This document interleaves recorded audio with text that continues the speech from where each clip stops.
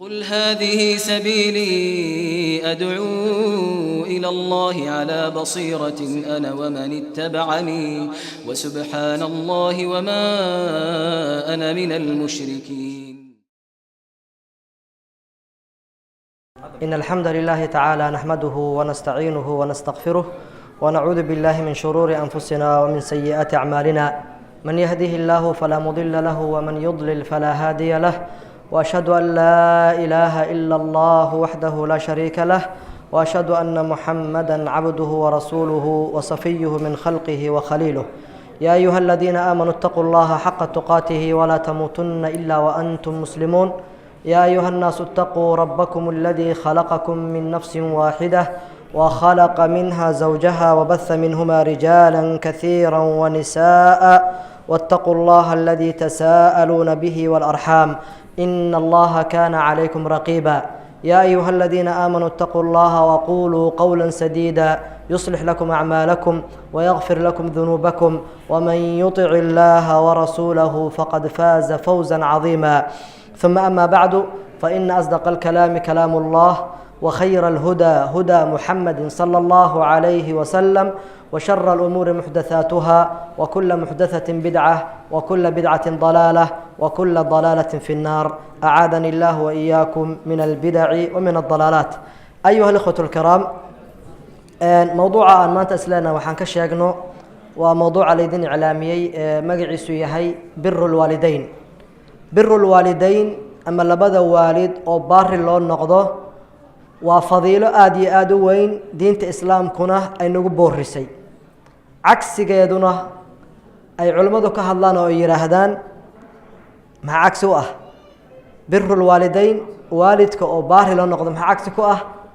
عقوق الوالدين والدك أو لغو عاصيه أما عاق لغو النقضة مركائن بر الوالدين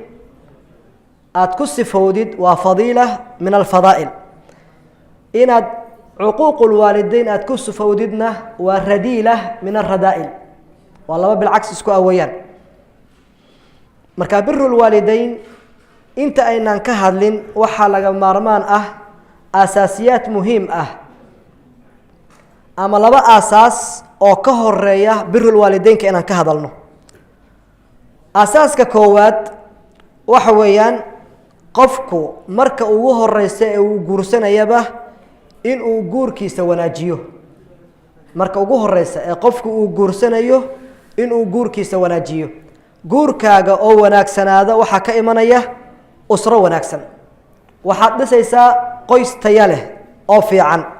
saadarteed ayaa islaamku wuxuu ahmiyad gaar ah u siiyay marka qoyska la dhisayo tilmaamaha iyo sifooyinka laga rabo ninku inuu naagta ku xusho naagtuna ay ninkeeda ku xulato. taasi waxay keeni kartaa in gundhig loo dhigo ciyaalkii dhalan doona ama ubadka iman doona siday baarinimo ku heli lahaayeen ama waalidkooda baari ugu noqon lahaayeen in la helo ayay taasi asaas u noqonaysaa. nabigeena calayhi salaatu wasalaam isagoo ka waramaya guurka ayaa wuxuu sheegay oo wuxuu yiri تنكح المرأة لأربع. هوينذا وحا لو غورسدا أفر شيء معنا بني آدمكو أما نينك الرجع مركا ودونيو إنو هويني غورسدو أفر ميلود أما أفر تلمامود أيو كفيريا أما كأجا. تلمام تكواد النبي يقول عليه الصلاة والسلام تنكح المرأة لأربع لمالها إني حول لا ضحي وهذاك قاركود بطمع الدنيا يا كجرة مركا وجوه الرسالة ناكتا وحو كفيرنا يا حول ما هيستا. waayo isaga naftiisa ayaa waxa ku abuuran shayga tamaca adduunyada la yiraahdo ayaa ku abuuran. waayo bini aadamku isku mid ma aha. ilaahay subhanahu tabaaraka wa taala siyaabo kala duwan buu abuuray. tamacuna waa sifaadka bini aadamka lagu abuuro sifo kamid ah weeyaan. marka rag qaar kood halkaas ay ka fiirinayaan oo waxay oranayaan marka ugu horeysaba war haweeneyda xoolo ma leedahay maalkeeda iyo xoolaheeda ayuu fiirinaya. qaar kood xoolaha ma danaynayaan wuxuu danaynayaa jamaaliha quruxdeedu danay wuxuu doonayaa haweeney qurux badan inuu guursado ayuu doonayaa. quruxduna waa shay ilaahay subhanahu tabaaraka wa taala qofka bini aadamka uu ku abuuray inuu raadiyo. waati allah ulaha zuyina linnaasi hubbu shahawaati min an-nisaa. bini aadamka waxyaabaha loo qurqurxiyay waxa kamid ah dumarkii baaba kamid ah weeyaan. سادرتهد أي إلهي سبحانه تبارك وتعالى إن فربنا كتاب كسو حنو أمريا إن مرك أي دمر كأرجنو أما دمر كإندها ويكون عان إن عندها اللابتي وهو فتنه يا ودوا الله لها وقل للمؤمنين يغضوا من أبصارهم ويحفظوا فروجهم marka qaybtaasna inta faraha badan waxay fiirisaa jamaalka iyo quruxda ay fiiriyaan qayb saddexaad ayaa timiyo ayagu waxay fiiriyaan ay doonayaan markastaba inay guursadaan naag magac leh yey ka dhalatay qoyskeedu waa sidee aabaheed nin aqoon leh ma yahay aabaheed nin macna wax weeyaan magac leh ma yahay aabaheed nin macna wax weeyaan xukun iyo xukuumad soo hayn jiray ma yahay dhinacaas ayuu isagu ka fiirinayaa ama qabiil dheer oo macna magac dheer ka dhalatay ayuu doonaya taasina waa wax Ilaahay subhanahu wa tabaaraka wa taala dadka bini aadanka uu ku abuuray marka saddexdaas sifo waa sifooyin aan asal ahayn haddii Ilaahay ku siiyo fa biha wa ni'ma laakiin sifooyin asal ah oo qofka lagu dooran karo ma aha weeyaan sifada afraad nabigeenu calayhi salaatu wasalaam wuxuu yiri walidiiniha in gabadha diinteeda loo doorto markaas nabigu calayhi salaatu wasalaam wuxuu raaciyay tacliiq oo wuxuu yiri fadfar bidaati diini taribat yadak war kulli baan haweeneyda diinta leh kulli baan sababtu maxay tahay lianna ad-diin yabqa diintu baaqi bay noqonaysaa intii la soo sheegay oo dhanna waxa weeyaan mid baaqi noqonaya habeerata waa yaryahay xooluhu haday abaari timaado ama aafo ay haleesho ama doontii ku radan badda ay ku degto de xagee xoolo ka keenaysaa xooluhu way dhamaanayaan maaha maalin maalmaha kamid ah xooluhu waa inay dhamaadaan haddii aad jamaal ku raacdid de waxa weeyaan gabadhu waxa laga yaabaa markii ay yareeyda 10 jirka ay ahayd quruxda ay lahayd ma laha markii ay 20 gaarto 20 markii 30 gaartana quruxdu way si bedelmaysaa haddii 40 ay si gaarto haddii 50 si gaarto marba marka dambaysa qofka bini aadanka quruxdiisa hoos ay u sii dhacaysaa oo jirkii quruxda badnaa iyo wixii wanaagsanaa oo dhan bimacna isbedel ayaa ku imanaya weeyaan isbedelkaana wata Ilaahay noo sheegay thumma radadnaahu asfala saafiliin ثم رددناه أسفل السافلين ومحي معنا قف كستو بنا آدنا مركا ودشو كورين بو كسعدا مركا وشاني لواتن لحلاتن وقارو قفك بنا آدن كورين كسوا استاغيا كدب محاب بلابن دونتا مرحلة كلا وحاب بلابن دونتا مرحلة انهيار قفك إنو هوس أصلا نقضه إلا مركي الدنبابا وكقارو هاركي مركي ودشي إنو كل نقضه إنه معنا صدح لغات كتكبه مع لبديس اللغات يبكرد وقاته هادو بكرده كبس عايش له حلقة يابا إنه جرجورته معنا إنه قف كي بوحوي سيدي قف عنق يرى شيء أو كله إنه نقض مسكح ديسي مان كيسي قروح ديسي وحي دم بقيس بدلان حسب كنا ده جوده سكستي وانا أقول هذا هدي مركز دم بقى حماته أو بمعنى وحويان أي براتو بابا بحوني وحيابا خلدن أي براتو شرفتي شلي أتكون عادي مي جوجيسا ما جوجي سويان مكا صدح ذا شيء وحويان وصدح شيء أو خطر إني بابان لكن شيء الدين اللي راهده وشيء باقي النقنية على سبيل المثال إمام مالك رحمه الله تبارك وتعالى مركو كتاب كيس ألف موطأ اللي راهده قد صالي رفيعا مخص بابك كان لكن من باب الاستئناس ما نسق هذا مركو كتاب كألف الموطأ اللي راهده حلي قاس رجع علماء هاي جوجي مد أن كتاب ألفين كمجرين مد والبا كتاب مؤلفي كتاب كسر محبوب بحيي الموطأ إمام مالك أو قدم بيه بس كتاب كسر حكم مجعابي الموطأ بكم مجعابي أحد تلامذته أي أيم يوحكو يري إمامه تذكر الموطئات بوضع قرانه كاجا محد مجع وجب بدل وإذا مجع كان وجب بحين ويدي بيري ما كسر إمام مالك وحكو جوابي سؤال الجواب يرجعنا وحكو يري ما كان لله بقى وحي إلهي درتي الله سمايه باقي بالنقضاء وحي إلهي درتي الله سمايه نردنا كل وذا ترتر ميان مركا جوركا مركا وهر سبه هدو الدين تكوس لسيه هاي يقف كان الدين ما يقان هدو كوس لسيه هاي باقي بكون نقنيا هديك لسماها مركا الدنب وحنا وحنا نقنيا ميل معنا وحويان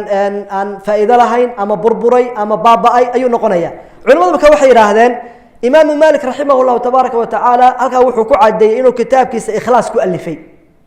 iyo diin ay u geysay alifitankan dan kale iyo maslaxad kale kama uusan lahayn saadarteed kutubtii muwatta'aadka ahaa ee la alifay oo dhan way wada dhamaadeen hal kitaab laga ma hayo maanta hadii al-muwatta' la yiraahdo kitaabka qur'aan la soo qaado waa kee weeyaan waa kitaabkii imaam maalik uu qoray rahimahullahu tabaaraka wa ta'ala sidaa darteed aawadeed walaalayaal waxaa muhiima tallaabada ugu horeysa intayna biru waalideynba aynan ka hadlinba in aynu qoyska aynu abuurayno aynu ku salayno diinta islaamka aynu ku salayno oo qoys muslima inuu noqdo weeyaan markii qoyska muslimka la abuuro oo labadii qof ay isguursadaan waxa ugu wanaagsan ee ay jecel yihiin ilaahay inuu siiyo xoolo maya waxa ugu wanaagsan ay helaan ee markaas ay indhahooda ay ku qabobsanayaan muxuu yahay waa inay ubad helaan ubadka qofku marka uu helo niyadii iyo qalbigii iyo waxa laga yaabaa xataa reerkaasi sii jiritaankooda isku sii waaritaankoodu inuu ilmuhu sabab u noqdo ayaa dhici karta sida awadeed ayaa labada qofba waxay ku fekerayaan inay ubad helaan ubadka markay helaan maadaama labadooda laba saalix ay ahaayeen maxaa looga baahan yahay waxaa looga baahan yahay marxaladda labaad oo ah maadaama guri saalix ay soo sameeyeen guri wanaagsan ay soo sameeyeen inay ubadkii yaryaraana ay ku tarbiyadeeyaan tarbiyad wanaagsan oo saalix ay ku tarbiyadeeyaan tarbiyad ku salaysan diinta islaamka tarbiyad aan ku salaysnayn qoys ama family ama qabiil ama qowmiyad waa inaysan ku tarbiyadayn laakiin waa inuu cunuga yar lagu tarbiyadeeyo tarbiyadda diinta islaamka ah waa in lagu tarbiyadeeyo weeyaan sidaa awgeed ayaa ilaahay subxaanahu tabaaraka wa tacala in badan quraankiisa wuxuu ku leeyahay yuusiikum allahu fii awlaadikum ilaahay wuxuu idin dardaarmaya awlaadiina mararka kale alla wuxuu leeyahay subxaanahu wa ta'ala innamaa amwaalukum wa awlaadukum fitna macnaa inaysan diinta aysan kaa jeedin oo xaqa aysan kaa jeedin ee laakiin waxa weeyaan ay noqdaan kuwii iyagu xaqa iyo wanaaga kugu hogaamin lahaa weeyaan saa darteed walaalayaal haddaad doonayso inankaaga yar ama wiilkaaga ama gabadhaadu berri ka maalin inay baari kuu noqdaan waa labadaa qodob ee muhiimka waa inuu la nimaano kow waa inaynu aasaasno guri wanaagsan oo saalixa calaa asaasin diiniyin aan ku aasaasnana labo ilmihii halkaa ka yimaada ee ku dhashana waa inaan ku tarbiyadeyno tarbiyadda diinta islaamka waa inaynu ku tarbiyadeyno markaa kabacdi ayaa waxaa imanaysa markaa birul waalideyn in la helo waayo birul waalideyn culimmadu waxay yidhaahdeen waa maslaxa mutabadala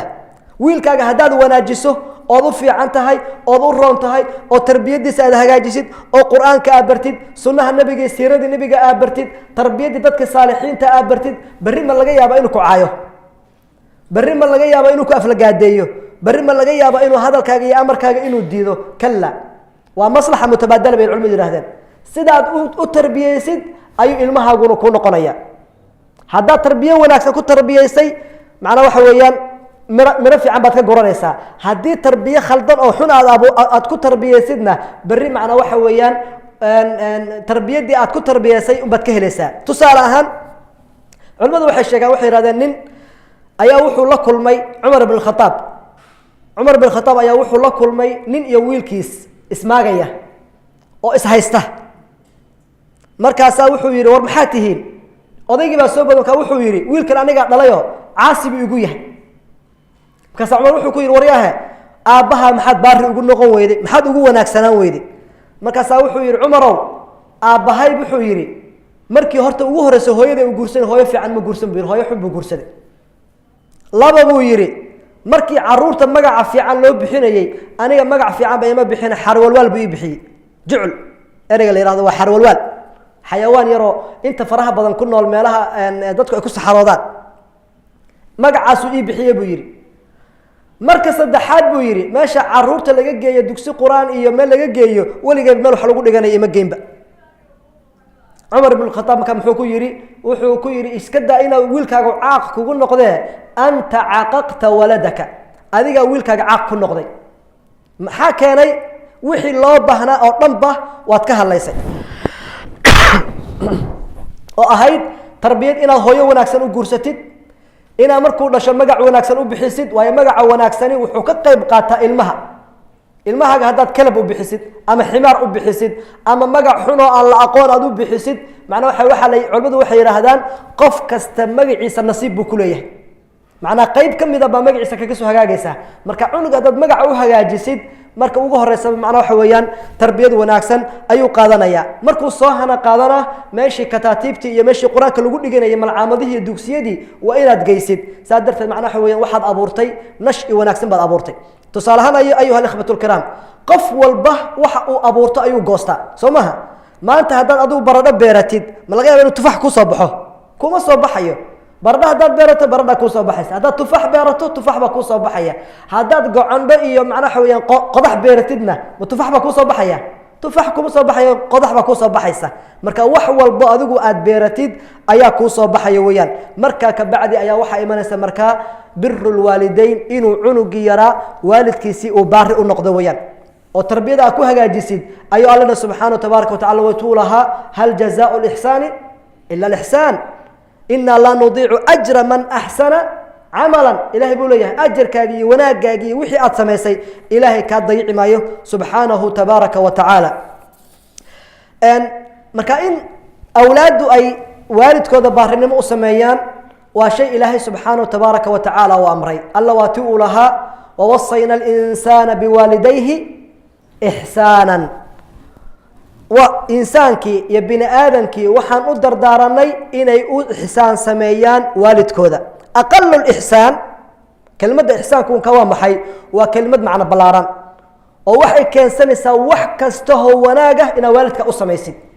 bilmuqaabil kasoo horjeedkeedana wax kasta oo xumaato ah inaad waalidka ka leexisid weeyaan.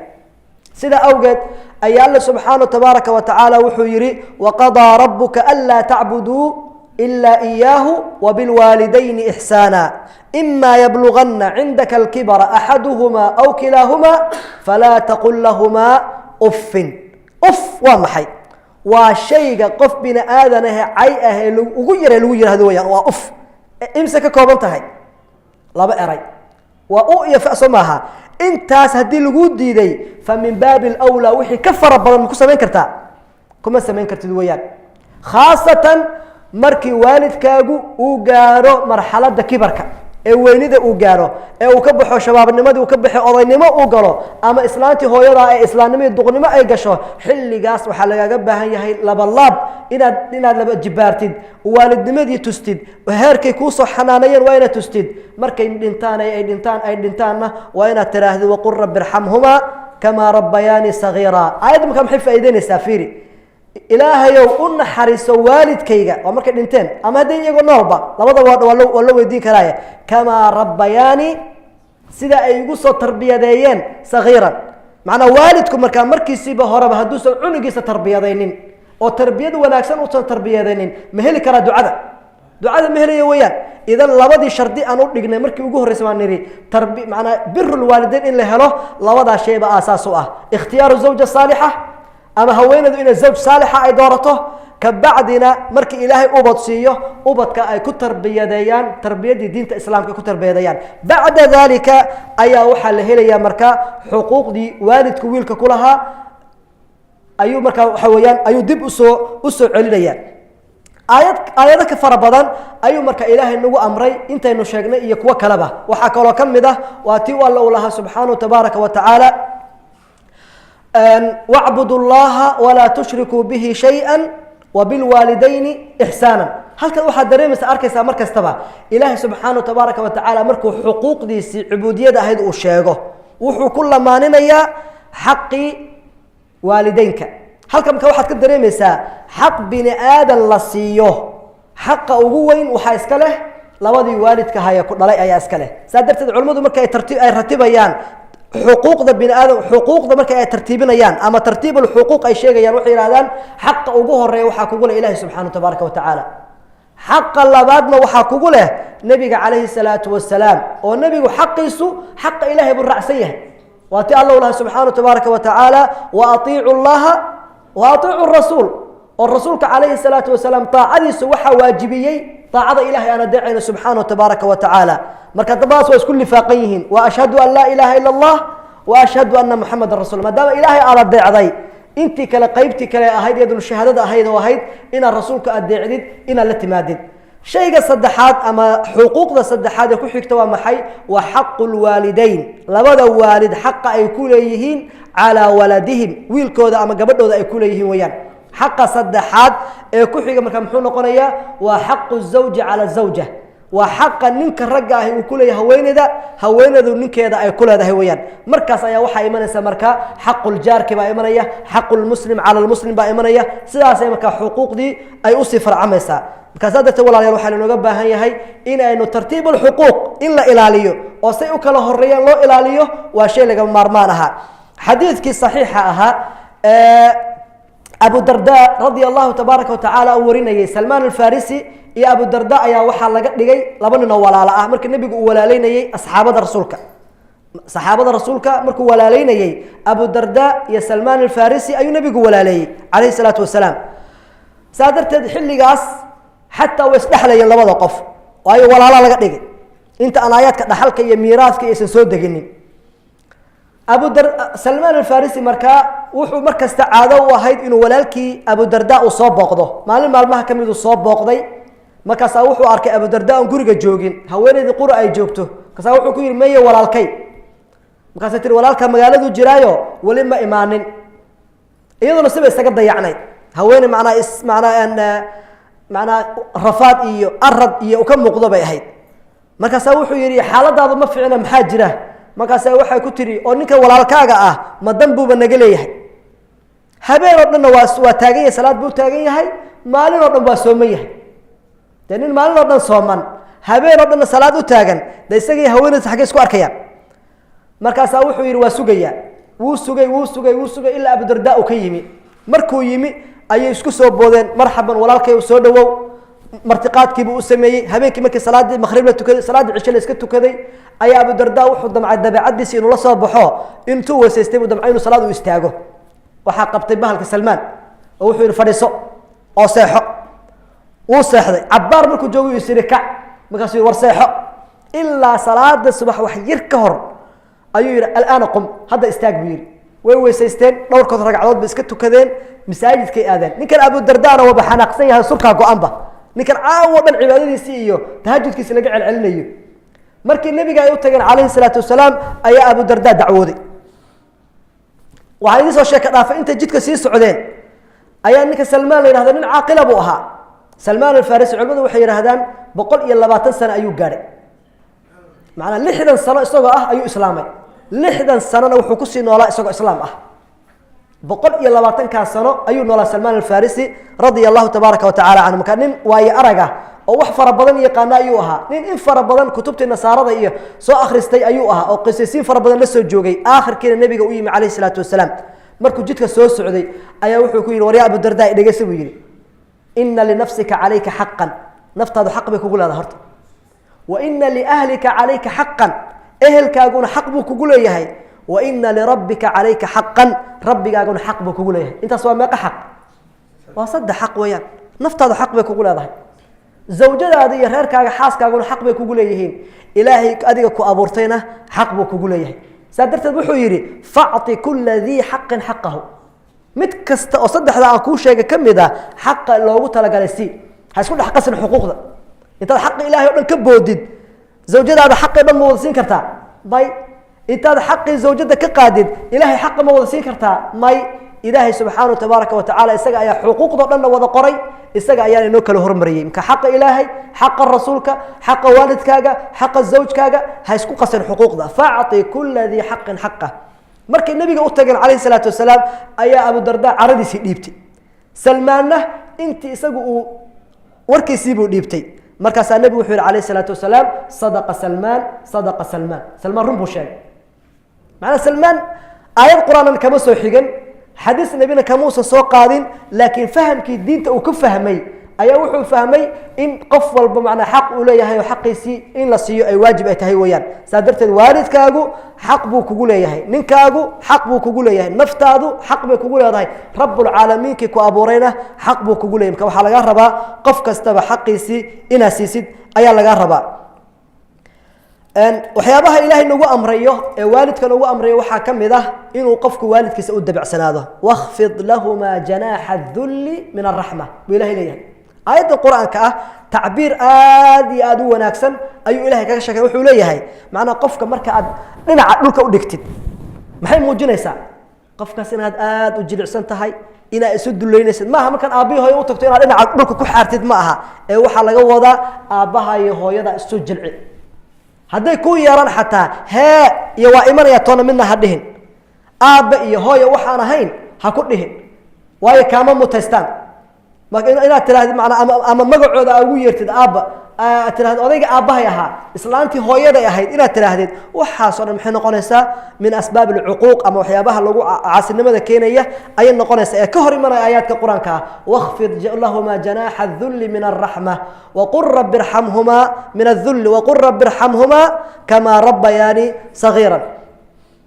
axaadiista nabiga calayhi salaatu wasalaam ee uu kaga warramaya biri lwaalideynkuna aad bay u fara badan yihiin waxaa ka mid ah ninkii nebiga u yimi calayhi salaatu wasalaam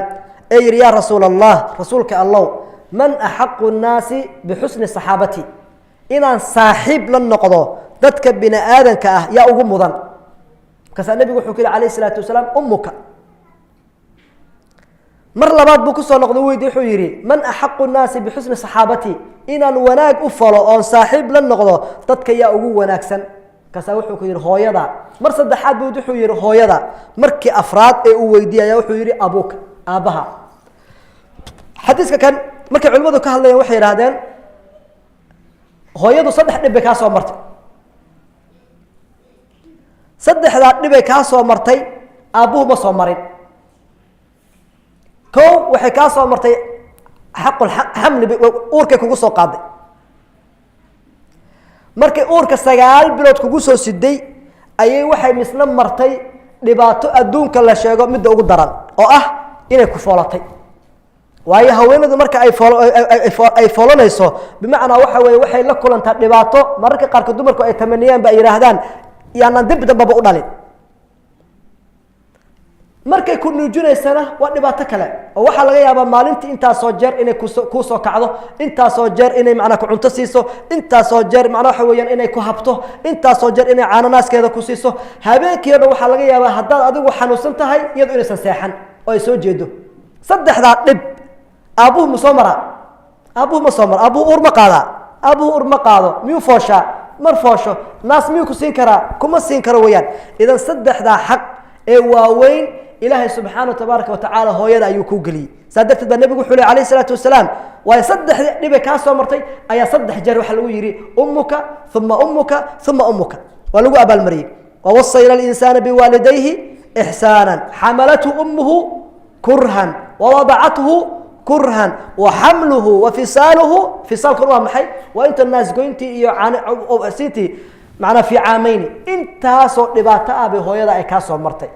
dhibaatadaas lagaa soo maray in marka adigu xumaato aad ku jaasaysid ama aad xumaato ugu abaalgudid miyay kaa mudan tahay ma kaama mudno weeyaan bal waxa weeyaan ninkii u yimi ibnu cumar radia allahu tabaaraka watacaala canhu kasaa wuxuu ku yidhi hooyaday oo cadah baan dhabarka ku qaadaa buu yidhi maalin kasta kacbada la dawaafaa buu yidhi ma gutay buu yidhi xaqii ay igu lahayd xaqii ay igu lahayd ma ka soo baxay buu yidhi hooyaday markaasaa wuxuu ku yidhi hal maalinoo xanjeerku ka furtay xanjeerka waa taqaana soo maaha macnaa bahalka ilmaha lagu xiro qaydka ama xanjeerka hal maalin uu ka furtay oo ay naxday naxdintaas ay kaa naxday xataa weli maadan gaarin buu yidhi iska badaa xuquuqdii kale faraha badnayd ee kusoo qaaday naaskay ku siinaysay iyo uurkay kugu siday iyo fooshi dhibka badnayd waxaasba iskaba dhaafeen xanjeerkoo ka furtay naxdinta ay naxday weli ma aadan gudin weeyaan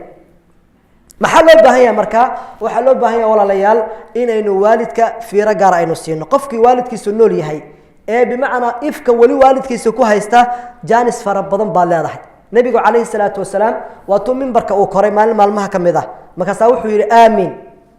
markaasuu mar kale wuxuu yidhi aamiin markaasuu mar saddexaad wuxuu yidhi aamiin saxaabadu way yaabeen wax ducaynaya ma arkaan nebiguna aamiin buu leeyahay markaasa wuxuu yidhi rasuulka allah maxaad 3 jeer baad aamiin tiriye maxaad aamiin u tiri تكواد وحو يري وحا جبريل با يميو ودعي او وحو يري قفكي لبديس والد افكا كسو هليلا جننا ان ككسبن والدك جنة لغا كسبدا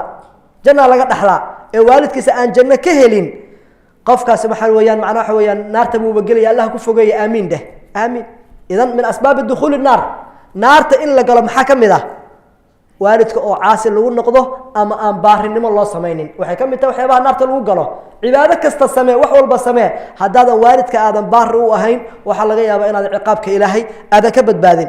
tii labaad wuxuu yidhi qofkiin adiga aan macnaa waxa weeyaan magacaaga marka la soo qaado aan kugu sallin qofkaasi macnaa waxa weeyaan naarta waaba gelaya allah ku fogeeyo qofkii saddexaadna wuxuu ahaa qofka bisha ramadaan intuu soo gaaro bimacnaa bisha ramadaan maqfiro iyo dambi dhaaf aan ka heline bilcagsigeedii xumaato iyo wanaag xumaato ku dhex sameeya qofkaasina naarta waaba gelaya allah ku fogeeyo aniguna aamiin baan idhi marka waalidku muhiimadda uu leeyahay bal eeg jibriil ayaa u imanaya nebiga jibriil baa ducaynaya nebi maxamedna wuxuu oranayaa aamiin ducadaasi maqbuul ma tahay mise ma aha maqbuul way tahay weeyaan bal nabigeenu calayhi salaatu wasalaam xadiis saxiix wuxuu ku leeyahay aljannatu taxta aqdaami lummahaat jannadu waxay ku dhex jirtaa labada lugood ee hooyada labadaas lugood hoostooda ayay jannadu ku jirtaa weeyaan yaa la soo bixi kara marka ninka baariga ah maasha allah ama qofka baariga ah ayaa la soo bixi kara jannada kala soo dhex bixi kara hooyadiisa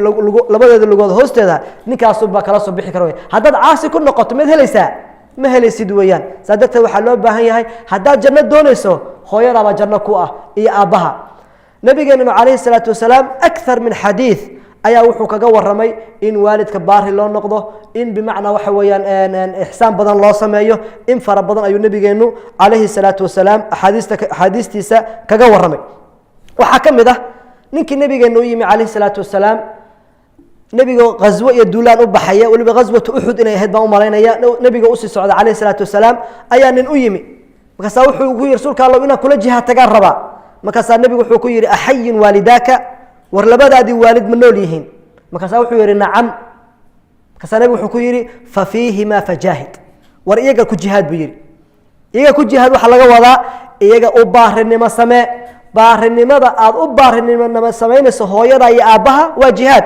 hadeertana waxaa imaatay in la leeyahay hooyo iyo aabba waxba ha u sheegin kaba qari arrintaada oo dhan ha u sheegin haddaad u sheegto way kuu diiday inaad meel aado ka qari waxba ha u sheegin soo bax in waxaas la leeyahay dadka waxaa samaynayaan waxa weeyaan waa dad macnaa waxa weye diinta islaamka aan fahamsanayn waalidka xuquuqdiisana aan fahamsanayn wax kastaba ha kugu noqoto ha kugu adeeco ama ha kaa yeelo waalidkaaga waxaa laga maarmaan ah arrimaha aad adag ee naftaada la soo xiriira inaad bimacnaa waxa weye qofka ugu horeeya ogeysiinayso waa inuu isaga noqdo weeyaan fasaaxibhumaa baa la yidhi eeg saaxiib ka dhigo fi dunya adduunyada gudaheeda macruufan ninka saas la leeyahay labadiisa aabba ama hooyadiis aabiis gaalay ahaayeen cabdullahi ibni camar ibni caas sacd ibn abi waqaas ayuu ahaa soo ma ahayn markii ay ku soo degtay aayadda tan hooyadii gaalay ahayd isaga uu islaamay baa waxay tihi mana harsanayo cuntona ma cunayo bimacnaa waxa weeyaan dharna ma xiranayo mana qubaysanayo ilaa diinta a ka soo laabatid markaasa ilaahay subxaanahu tabaaraka wa tacaala wuxuu yidhi haddii ay ilaahay diintiisa kaa hor istaagaan oo shirki iyo gaalnimo kugu yeeraan markaas waa caasinaysaa oo ma adeecaysid oo shirkiga iyo gaalnimada qof ma lagu adeecaya qof lagu adeeci maayo weyaan wixii shirki iyo gaalnimo ka sokeeya ee ilaahay macsidiisa aan ahayn hooyadaa iyo aabbaha waajib bay kugu tahay inaad ku adeecdid hooyadaa iyo aabbaha waajib bay kugu tahay inaad ku adeecdid ninkii markii loo diiday inuu gaalnimada hooyadii ku adeeco ayaa waxaa lagu yidhi wasaaxibhumaa fi dunya macruufan adduunyadana macruuf kula saaxiib waa hooyadii iyo aabbihii oo gaalo ah baa waxaa la leeyahay adduunyada saaxiib kula noqo oo macruuf kula noqo hooyadaa iyo aabbaha oo muslimiin ah oo dad ahlu sunno ah oo dad wanaagsan ah oo tarbiyadaada wanaagaaga ku dadaalaya sow ma mutaystaan marka inay noqdaan qofka ugu horeeya saaxiibka ka dhigatid mise qofka aad suuqa ku baratay ama facebooka aad ka baratay ama meelaha lagu kulmo aad ka baratay ma qofkaasaad waalidka hooyada iyo aabbaha ka hormarinaysaa may qofkaas xataa jihaadkiisu maqbuul ma aha qofka hooyadii aabiintu ka dhunto carara ee jihaadka sidaa ku aada xataa hadduu shahiido shahiidnimadiisu maqbuul ma aha maxayse maqbuul u noqonaynin waayo waajibkii ka weynaaba wuu ka soo tegey nebigu wuxuu lehy calayhi salaatu wasalaam fa fiihimaa fajaahid iyagaa kusoo jihaad nebigu xilligaa uma baahnayn miya ciidan soo uma baahnayn wuu u baahnaa ciidan asagoo ciidanka u baahan ayuu maca daalika ninkii kureyga ahaa uu celiyey xooga badnaa wuxuu yidhi orod hooyada iyo aabbaha macnaa waxa weyaan xuquuqdooda soo oofi marka xuquuqda hooyada iyo aabbuhu wax fara badan ayay ka horeeyaan haddiiba ay hooyadii aabbihii ay dhintaan baarinimadoodii ma halkaasay ku go-aysaa may kuma go-ayso weeyaan baarinimada hooyada iyo aabbuhu halkaa kuma go-ayso waxaa lagaaga baahan yahay dhowr arrimood inaad markaa hooyada iyo aabbaha ay dhintaan inaad u samaysid shayga ugu horeeya ee aad u samaynaysid waa maxay shayga ugu horeeya waxa weeyaan haddii hooyada iyo aabbaha xuquuq iyo waajibaad lagu lahaa waajibaadka iyagoon gudan ay dhinteen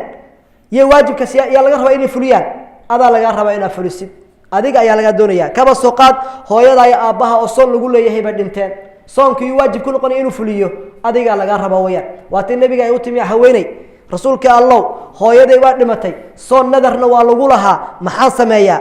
markaasaa wuxuu ku yidhi rasuulku calayh isalaatu wasalaam ka waran hooyada haddii dayn lagu lahaan lahaa ma ka bixin lahayd haabay tiri markaasaa nabigu wuxuu yidhi calayh isalaatu wasalaam fa daynu llaahi axaqu an yuqdaa daynka ilaahay ayaa mudan in la bixiyo haddaad mid bini aadan ba aad ku dadaashay inaad ka bixisid kii ilaahayna ka oofi subxaana tabaaraka watacaala marka daynka ilaahay ee waajibka maxaa ka mid ah in iyagoo aan xajin ay dhinteen haddii iyagoo xajin oo xajka aan gudan ay dhinteen hadduusanba waajibba kuba ahaynba waayo qofku markuu xoolo leeyahay unbay waajib ku noqotaa laakiin hadday dhinteen iyagoo aan xajki gudanin oo adigana ilaahay hanti iyo xoolo ku siiyey ka soo xaji xajintaasi marka waxa weeyaan waxay u noqonaysaa iyagoo soo xajiyey oo kale ayay u noqonaysaa weeyaan marka xaqii lagu lahaa iyagoo nool markay dhinteen adigu waad ka oofin kartaa shayga labaad ee lagaaga baahan yahay waalidkaaga markay dhintaan kabacdina u samaysid waa maxay inaad ducada u badisid nebigu calayhi salaatu wasalaam wuxuu yidhi qofku mar bini aadanka ahi marka uu dhinto camalkiisii oo dhan waa la xidhaa waayo ilaahay waatuu yidhi waan laysa lilinsaani ilaa maa saca qofka bini aadanka wuxuu isagu saciyey ee isagu shaqaystay un buu leeyahay wax kale ma lihid maca daalika ayaa baab baa loo furayo qofka bini aadanka ah waxyaaba uusan camalkiisu ku go-aynin ayaa nabiga noo sheegay calayh salaatu wasalaam waxaas maxaa ka mid ah qofku inuu ka tago waladun saalixun yadcuu lahu walad saalixa oo u soo duceeya inuu ka tago haddii markii horeba aadan saalix ka dhigin markii horeba aadan tarbiyadaynin hidaayada ilahi waa meesheeda laakiin marka horeba haddaad adigu aadan soo tarbiyadaynin ducadaas ma laga yaaba inaad heshid ama aad rajaysid ma helaysid weeyaan marka tarbiyadii hore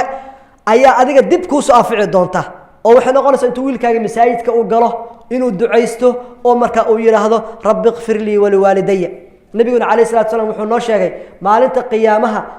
qiyaamaha in la keeni doono hooyadii iyo aabbihii ayaa markaasa waxaa loo xidhi doonaa taajku waxa weeye bahalka karoonka la yidhahda ee boqorradu ay xidhtaan ayaa loo xidhi doonaa waalidkii markaase waxay odhanayso ilaahayow waxaan camalka iyagii sijilaadka noogu jiray kama mid ahee xaggee laga keenay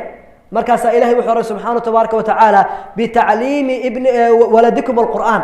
waladkiinii qur-aankii aad barteen dartiisii ayaa markaa taajka laydinku geliyey weyaan haddii markaa aabbihii iyo hooyadii taaj loogu xiray waladkii qur-aanka ay bareen isaga waladkii qur-aanka bartay maxaa la siin doonaa waxaa la siin doonaa intaa ka fara badan ayaa la siin doonaa weyaan marka inaad u ducaysid waalidkaaga intay nool yihiin iyo intay dhinteenba markay nool yihiin waxaaba laga yaaba ducaysanayaba laakiin marka ay dhintaan waa laga maarmaan duco kasta oo ducaysanaysid inaad hooyada iyo aabbaha iyo waalidkaagaba inaad ku dartid weeyaan oo tidhaahdid rabbi kfir lii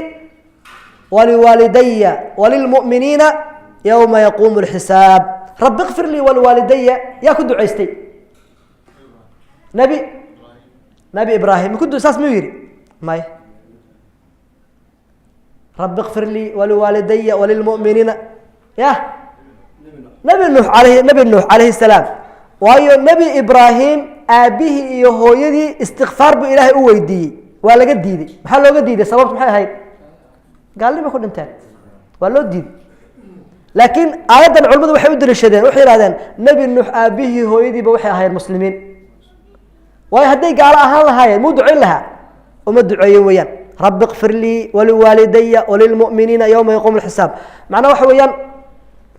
nebi nuux markuu u duceynayo hooyadii iyo aabbihii bimacnaa waxa weye laba qof oo islaam ah oo islaamnimo ku dhintay ayay ahaayeen weyaan saa darteed buu ugu duceeyey marka ducada waladku liwaalidihi uu u duceeyo bidahri lgayb isagoo ka maqan uu u duceeyo ama uu u duceeyo bacda mamaatihima markay dhintaan kabacdi u duceeyo waa duco maqbuula ah weyaan ilahayna radin maayo subxaana tabaaraka wa tacaala shayga saddexaad ee lagaa rabo inaad u samaysid waa maxay marka kow maxaa nidhi xuquuqdii lagu lahaa inaad fulisid labo inaad u ducaysid saddex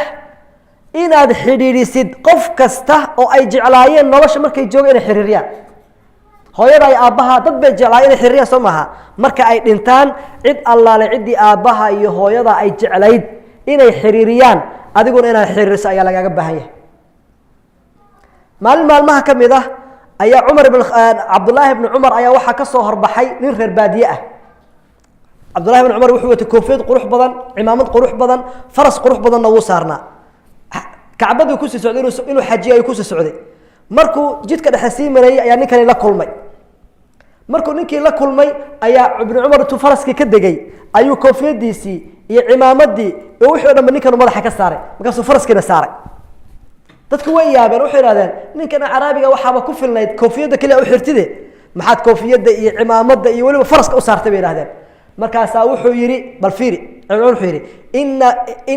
ina aba haada buu yidhi ninkan aabihii wuxuu ahaa cumar ibn khataab saaxiibkii waxaana nabiga ka maqlay qofka wiilka baarinimadiisa waxaa ka mid ah inuu xiriiriyo wudda abiihi aabihii dadka uu jeclaa bal fiir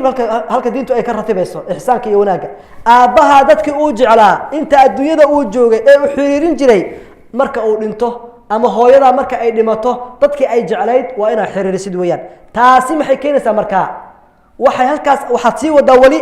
baarinimadii hooyada iyo aabbahabaad sii wadaa weeyaan marka saddexdaa shay waa saddexda shay ee ugu muhiimsan ee aad u qaban karto waalidkaaga marka uu dhinto weeyaan marka ilaahay subxaana wa tabaaraka wa tacala waxaan ka baryaynaa inuu nooga dhigo hooyooyinkeen iyo aabbayaasheen dad baari u ah dad bimacnaa waxa weeyaan ixtiraamkooda guta xaq dhowrkooda guta sidaa awgeed walaalayaal haddaynu inagu hooyooyinkeen iyo aabbayaasheen aynu baari u noqonno innagana ilaahay subxaana wa tabaaraka wa tacaala caruurteenna iyo ubadkeena ayuu wuxuu nooga dhigi doonaa dad baari noo ah dad macnaa iyaguna xaq dhowra ayay nooga dhigi doonaa haddii adigu hooyada iyo aabbahaadan xaq dhowrin caruurtaada kuma xaq dhowri doonaan soomaalidu waxay sheegaan qisooyinka mararka qaarkood inay ansaxaan khasab ma aha laakiin qisada maxaa laga qaataa cibra laga qaataa nin baa waxaa la yidhi aabbihiisaa ku duqoobay waa ku waayeeloobay maalintii dambe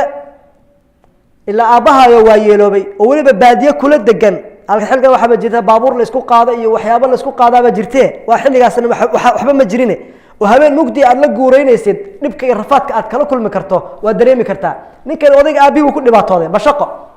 maalinta dambe ayay guureen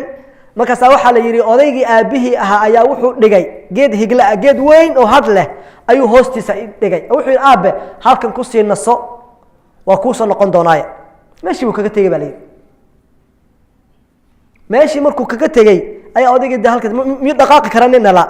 meeshiiba bahal ku cunay baa layidhi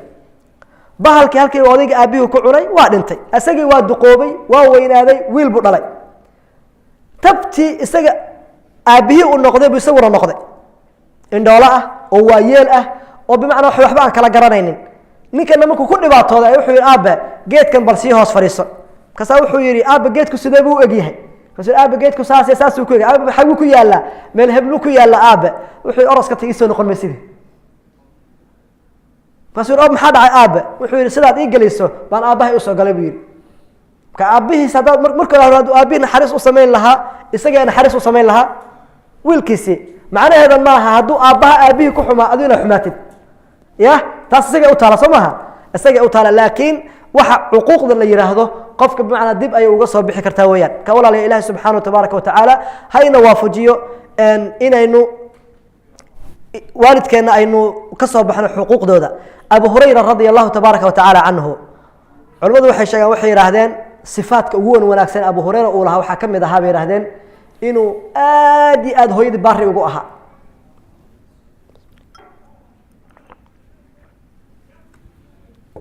abu hurayra hooyadii muslim ma ahayn intii hore markii reer dows ay soo hijroodeen reer dows oo dhan muslimiinba wadahayn ku yimaadeen laakiin abu hurayra hooyadii waxay timi iyadoo gaalo ah saddeeta wiilkeeda ka hari weyday markay madiine timi abu hurayra bimacnaa waxa wey hooyadii wuu xanaaneeyey hooyadii macnaa guri buu u sameeyey halkaasuu ku booqdaa halkaasuu ku xaq dhowraa laakiin wuxuu jeclaystay nicmada isaga uu haysto inay hooyadii hesho maalintii dambe ayaa nabigu u yimi calayhi salatu wasallam rasuulka allah hooyaday in u duceysaan rabaa nabigu markaa gacmuhu kor u qaaday markaas markuu gacmaha kor u qaaday ba calooshu xanuuntay buu yiri wuxuu tol ab nabiga hooyo ka habaara oo bacda sidaas ay gaalnimada ugu dhimataa markaa nabigu calayhi salatu wasallam uu duceeyay hooyadii inay islaamto oo islaamnimo ugu duceeyay Abu Hurayra wuu tagay gurigii markuu sir albaabka gargaraacda